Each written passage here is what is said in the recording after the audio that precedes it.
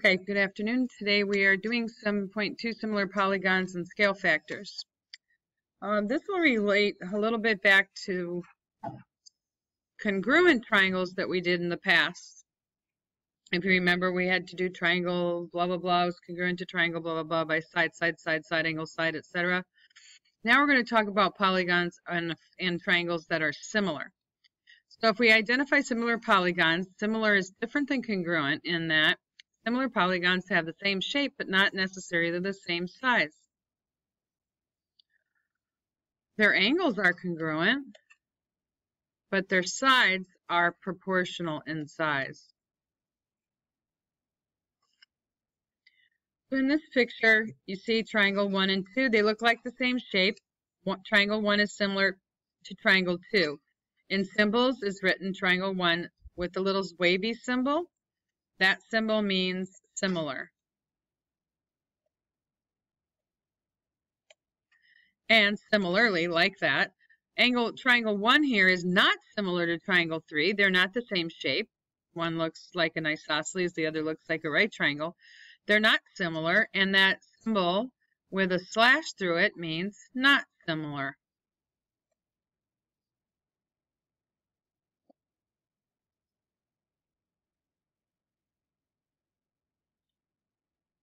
Example 1.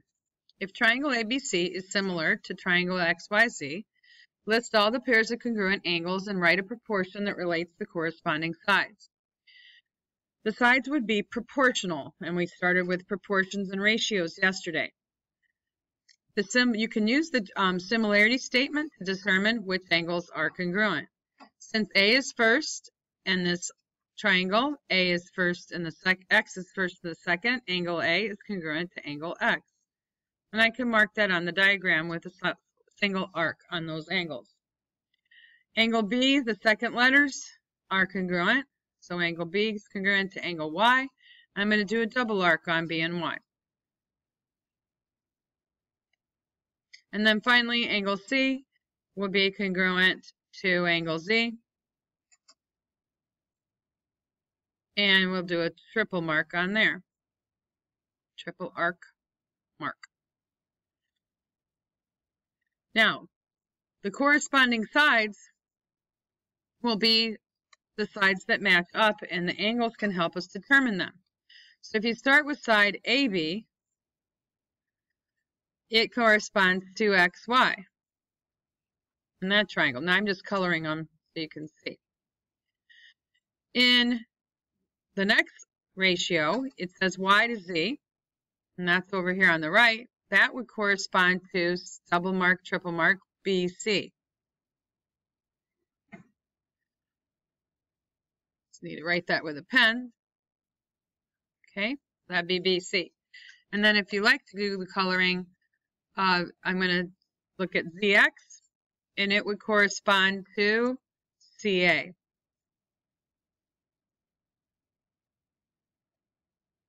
So we're going to need to know how to do the letter order correctly again in this chapter.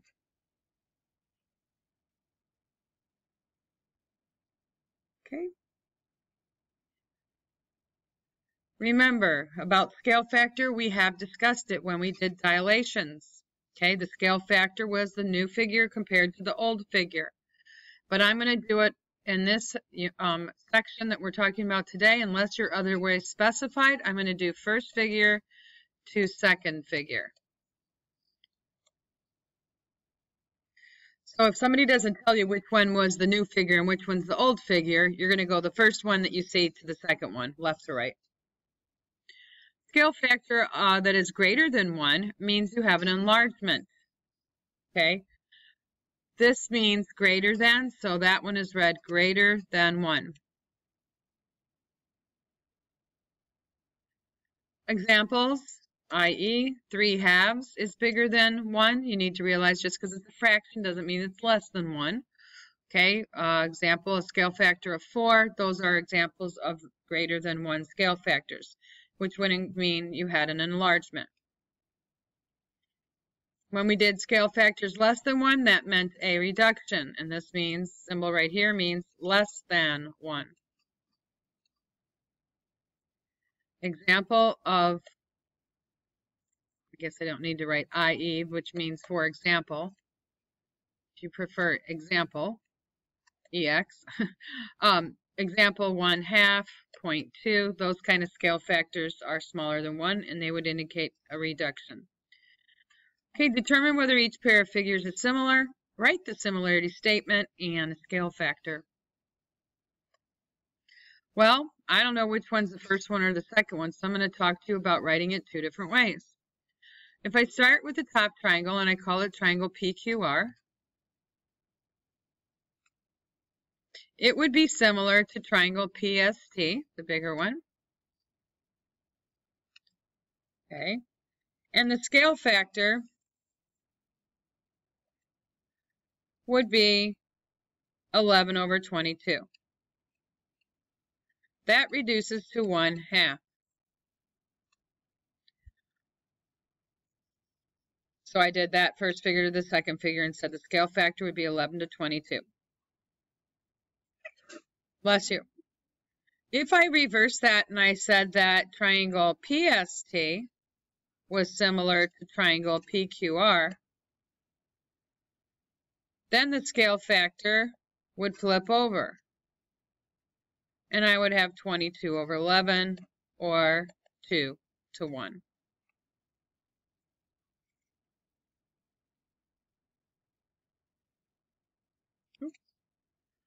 Okay, so it just depends on what figure you consider first or second.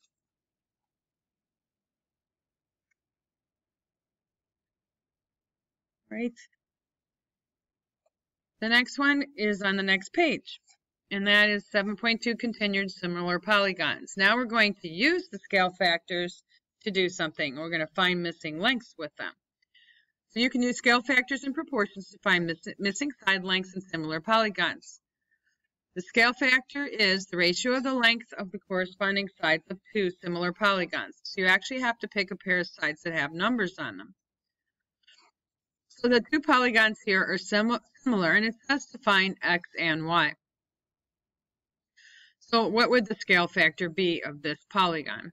Well, the sides that have numbers on them in both figures would be RS and MN. So for this particular figure, the scale factor, if I did this one as your first one and this one was the second, then the scale factor would be 13/16. And what's that reduced to? Well, 32, divided by 16 is 2. So that'd be 2/1. Okay, what I'm going to do is 2 polygons here are told to be similar. Use the congruent angles to write the corresponding vertices in order. So if I said triangle R to S to T, I'd say M and P. You have to know how to fill in the similarity statement correctly. You're going to set up a proportion to solve for x. I use the 32/16, which gives me a scale factor. You could reduce that if you wanted, or we can just work it out like we have it set up. 32 is to 16 as x is to 13. You have to keep going back and forth from the same figure, first and second. So what I mean by that is that this number 32 is from the top, from the first figure. The 16 was from the second figure. The x was from the first figure, and the 13 was from the second figure. You have to have it matching where it's coming from on the top and the bottom. All right, so we cross multiply and use the properties we learned yesterday of cross products. So we're going to multiply x times 16. It's going to give me x 16x and 32 times 13. Okay, could I get what 32 times 13 is, please? 416? Thank you. I can grab my calculator, but I didn't do it for that one. I figured you guys already calculated it. All right, then we divide both sides by 16. And we get x is 26. Okay, so that's how you find x. Now we're going to do a new setup to find y. We're still going to do 32 is to 16 as And then I see y is down here, but I don't want to start with y because it needs to be in the same spot as the 16. So it shouldn't be on top, it should be on the bottom. Okay, and then the one that corresponds to it's the 38. And since 38 is on the first figure and the 32 is from the first figure and the 16 is from the second, I need the 38 on top. Any question about why I had to set it up like that and it can't be y over 38? Cannot be y over 38. It has to be 32 is to 16 as 38 is to y. You could have these completely flipped over and it would still be right though. Okay, so we get 32y equals 16 times 38. Of course, you can go ahead and type that on your calculator. I'll go ahead and do it this time. 16 times 38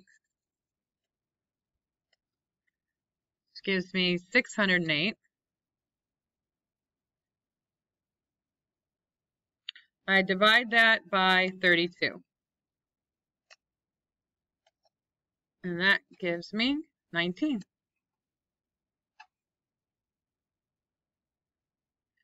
Divide both sides by 32, I got y was 19. Okay. I think we have one or two more in the ISM.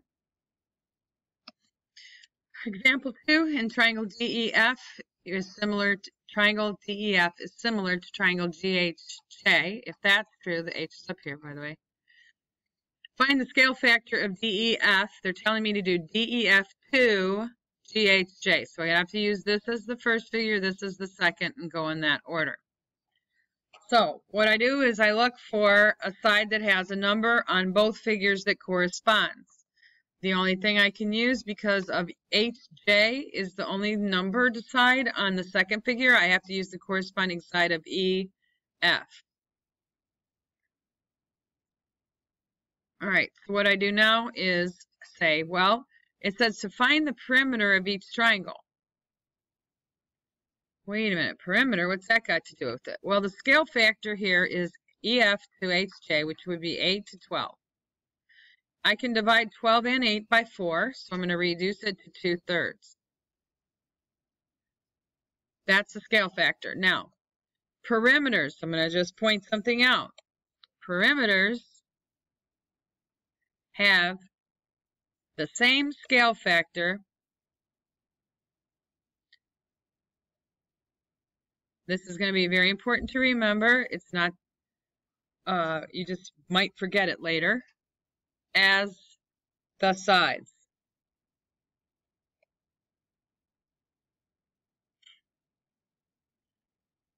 Okay, so if you know the sides are in a ratio of 2 to 3, the perimeters are also in a ratio of 2 to 3.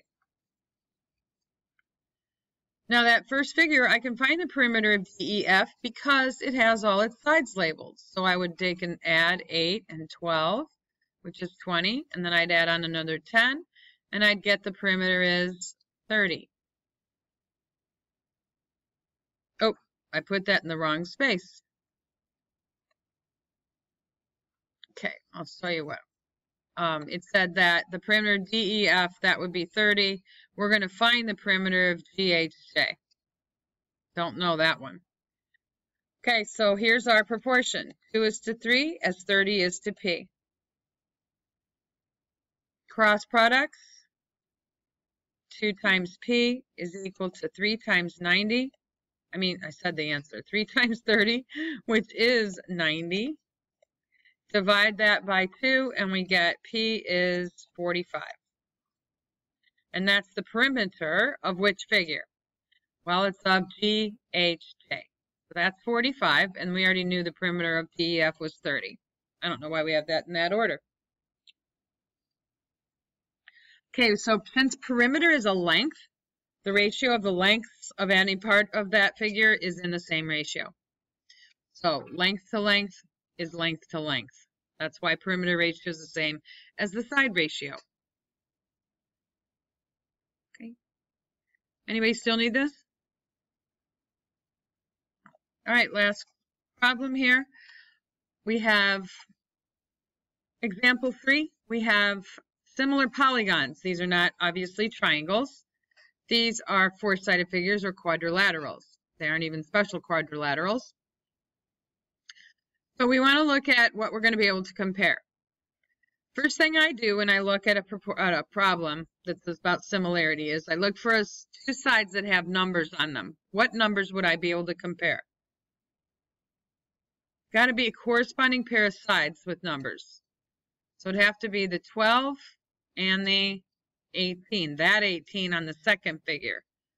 Okay, so that's what I'm going to be using for my proportion. 12 over 18 equals. And now I want to pick something to solve for. So let's solve for x first. So just because x is before y. So I've got x plus 1. And it's on the side of the figure with the 12 on it. So that's going to go on the top. And then what side corresponds would be the side with the 24 in the second figure. So 24 goes on the bottom. Don't like. All right, since I wrote in highlighter, go ahead now and go back to a pen. I've got to do 12 times 24 and 18 times x plus 1. I'm going to do the 18 times x plus 1 first. Equals 12 times 24. I know you guys may skip this step, but I'm showing it because it's our notes. 18x plus 18 is equal to 12 times 24. That would be 1288. We would subtract 18 from both sides. We get 18 times x is 270. And then divide that 270 by 18 on your calculator. What is it? 15? Thank you. All right, so that's how we're going to solve for x. Now we got to do an equation for y. Oh, is there a y? No, that's it. That was the end of our ISN, correct? All right, so grab the packet for today, which is on 7-2.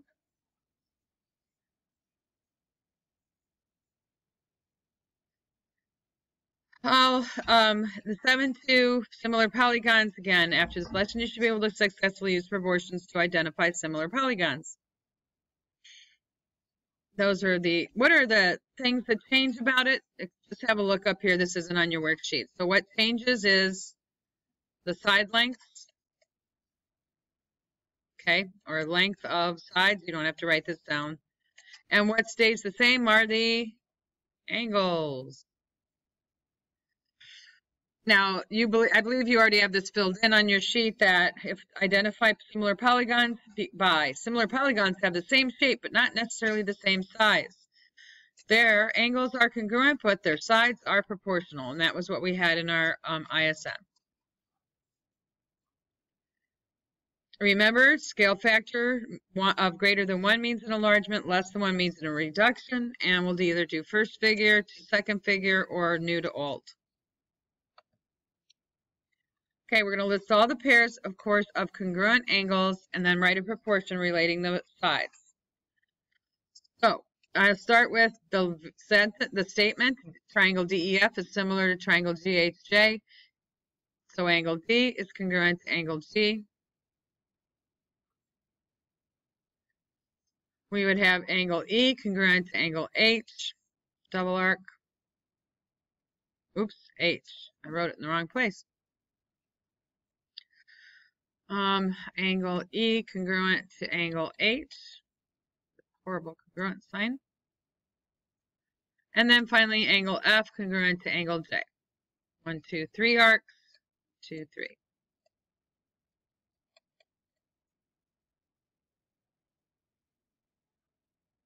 I'm on first page of the worksheet packet. It's at the bottom. Did I skip something? Oh, phooey. How did I skip that page? I do not know. I'll go back to that, okay, Takasha? Sorry about that. Somehow I zoomed past one and I didn't mean to, and nobody said anything until just now. My apologies. Let's go to this one first. Example 1. Determine whether the pair of figures are similar. Now, these aren't triangles. These are quadrilaterals. If so, write the similarity statement and a scale factor. Explain your reasoning. First, you want to compare the corresponding angles. Angle W is congruent to angle P. Angle X has 1, 2, 3, 4 marks, so it corresponds to angle Q. Angle Y corresponds to angle R. And angle Z corresponds to angle S, and they are congruent. Angle measures don't change because the sides change. Now, the corresponding angles are congruent. So far, that means the figures are similar. So now I can compare corresponding sides. WX corresponds to PQ. They've already given us that. And then they showed us that that reduces, 12 over 8 reduces to 3/2. Next, we've got XY, which is 18, corresponds to QR, which has a 12 on it. So 18 to 12 would be the ratio. Now, you can divide 18 and 12. Remember I taught you how you can do it on your calculator if it bothers you to mess with fractions, but I think we can try to do this in our heads. You can divide top and bottom by 6, which would give you 3/2. Next, YZ, it's got a 15, and RS has 10 on it, so that's going to be 15 to 10. You can divide both of those numbers by 5, you would get 3/2.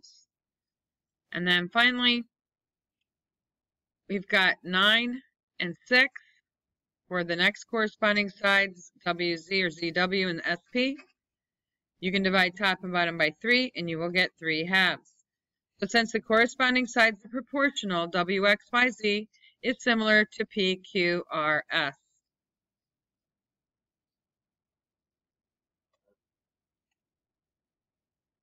The polygons are similar with a scale factor of 3/2. That's what we got for all of those reduced side ratios. That's how you know if they're proportional or not. They all reduce the same amount. Okay, now I jumped the gun and I went through that already. And then I was on this one and I got asked, where am I? Because I'd skipped the other. If you've already got this, that's cool. If not, here it is again. Okay, and now I'm going to write a proportion that will compare the sides. So I'm going to start with side DE. It would correspond by those markings to GH. Then you can use the letter DEGH. You can use the statement. Okay, using the statement, it might help us even more than highlighting here. It's going to be EFHJ. EFHJ.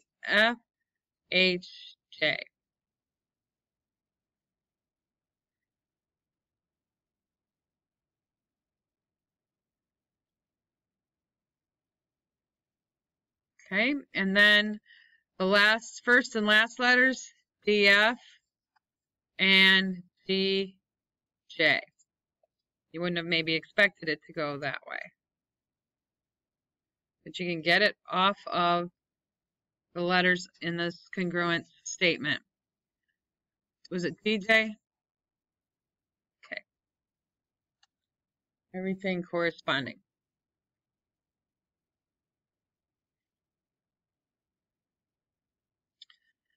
Okay, and the next one here, it's PQRS is similar to TUWX. List all pairs of congruent angles and write a proportion that relates to the corresponding sides.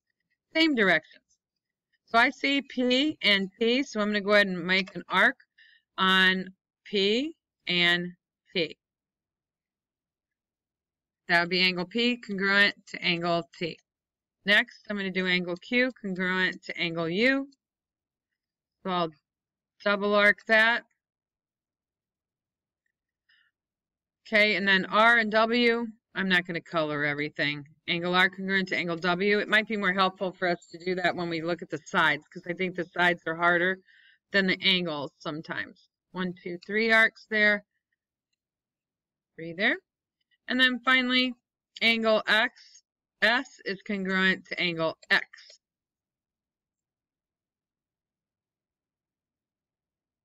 My pen got stuck. And then I could do 1, 2, 3, 4. 1, 2, 3, 4. Okay, that will help us to see the sides that actually are in relationship to one another.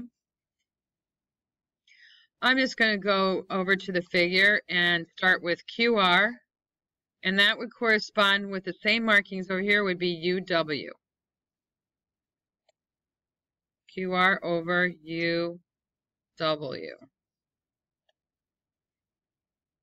Okay, and then if I did RS, that would correspond to WX. RS over WX. And then that corresponds, let's see, next, S to P would be X to T. SP corresponds to XT. And last, but not least, I need another fancy color. Where can I get one? How about a dark purple? Over here, QP, it would be UT.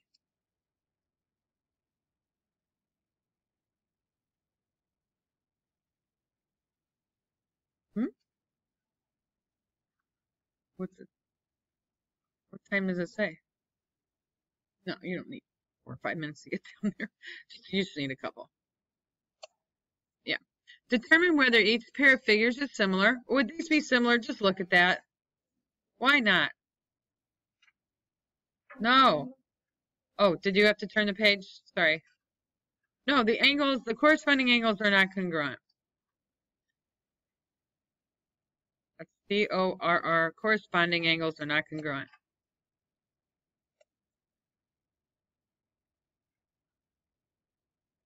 Okay, so I don't know. They're both 5-sided, but their angles don't match up.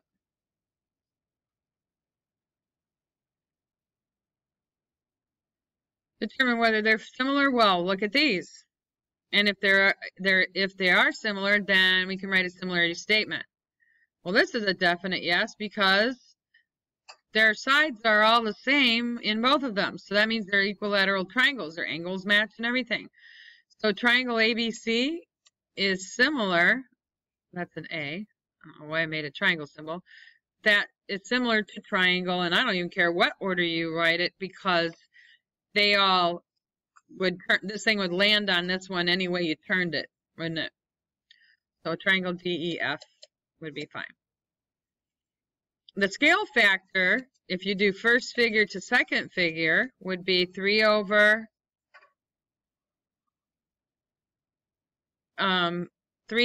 6, which reduces to 1/2.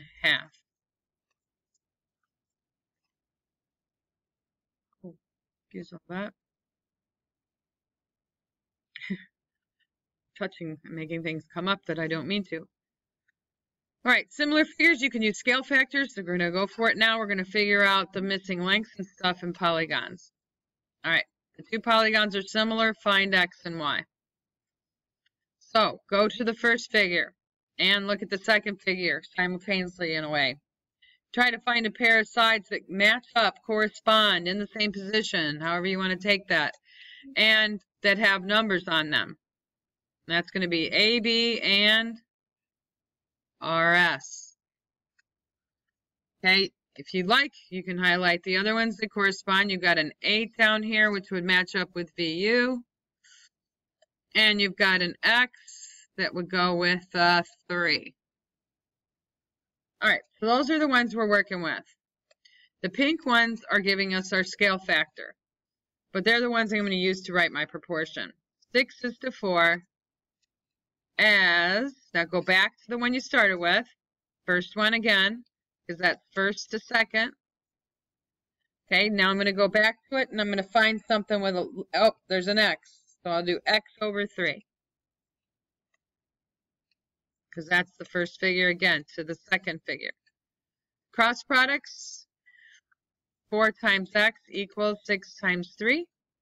6 times 3 is 18. Divide by 4, and we're going to get a decimal, 4.5.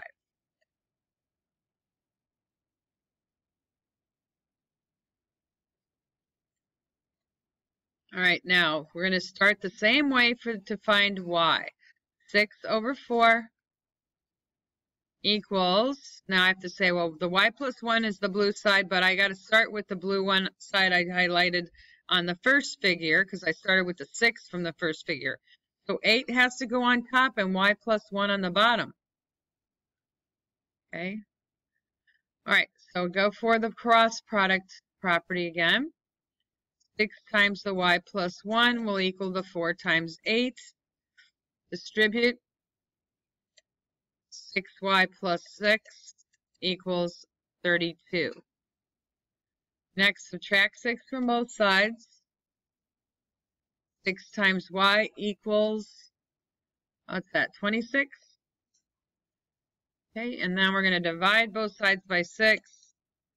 And y is that 4.3 repeating?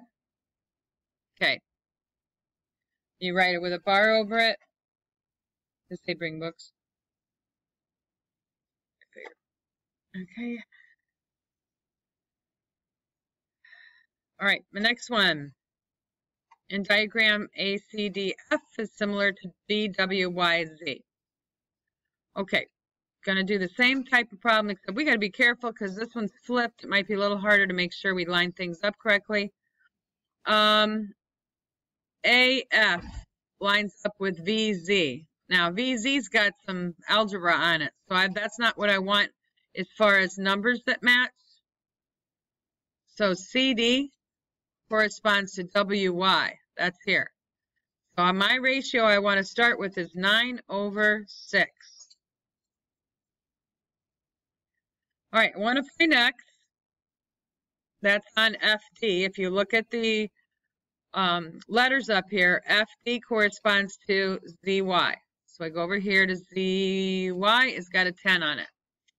So I'm going to do X over 10. Why do I have to have X on top?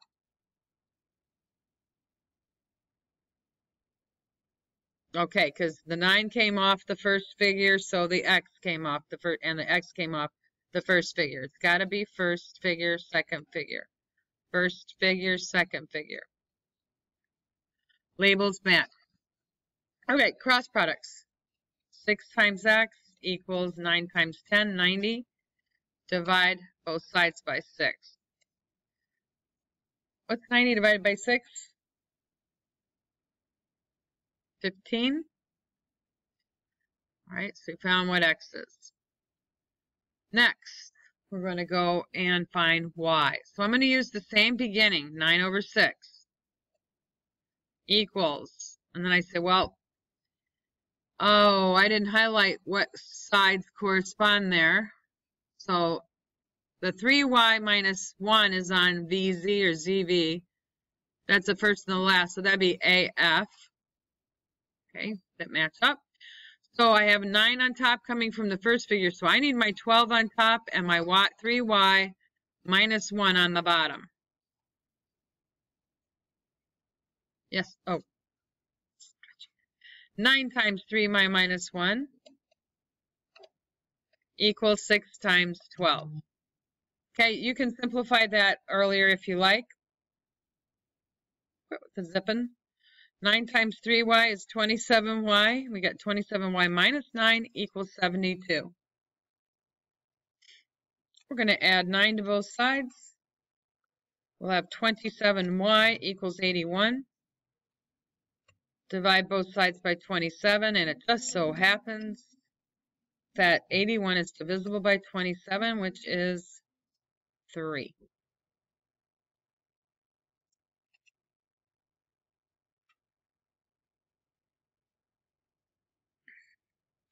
Anybody need this still? Oops. All right, we got JLM similar to QST. One more time here, we got to figure out what corresponds. JL matches up with QS. Might as well highlight them. And then JM would correspond to first and last QP. Oh, those both have numbers on them. That's a good place to start. And LM corresponds to ST. Okay, so here we go. Let's start with the pair that have the same color and have numbers on them, 4 and 2. 4 over 2, this again, first figure to second figure. And I'm going to start with 6x equals 6x minus 3. You guys make sure you're writing an equal sign between these fractions. There's supposed to be an equal sign, else you can't do cross products. On that matches up at 3, or corresponds to cross products. 2 times my 6x minus 3 equals 4 times 3. That's 12x minus 6 equals 12. We will add 6. 12 times x equals 18. Divide both sides by 12, and we're going to get a decimal of 1.5, or you could have reduced that to 3/2.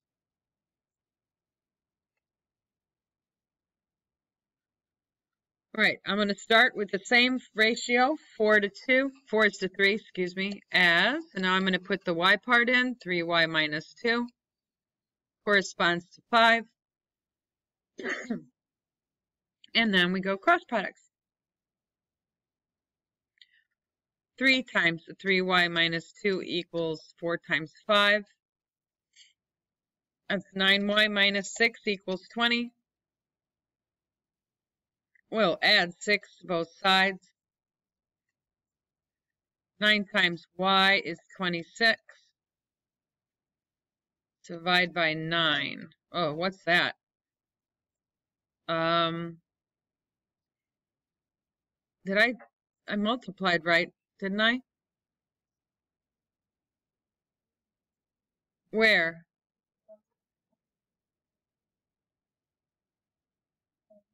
No, it's 4 over 3. Oh, it's not. How did I do that? I wrote the wrong ratio right in the beginning, didn't I? Oh, silly me. That does change the numbers. That's going to be 6y minus 4. I made a boo-boo. I'm getting tired. Oopsie daisy.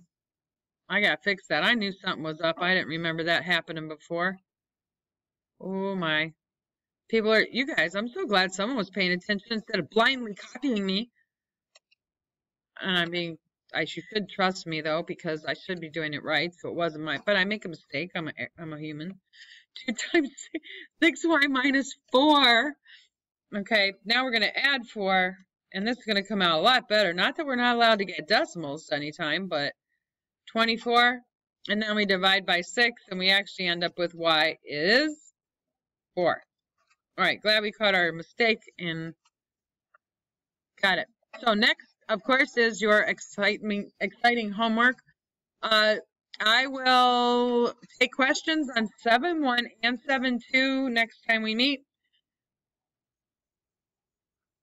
Yes.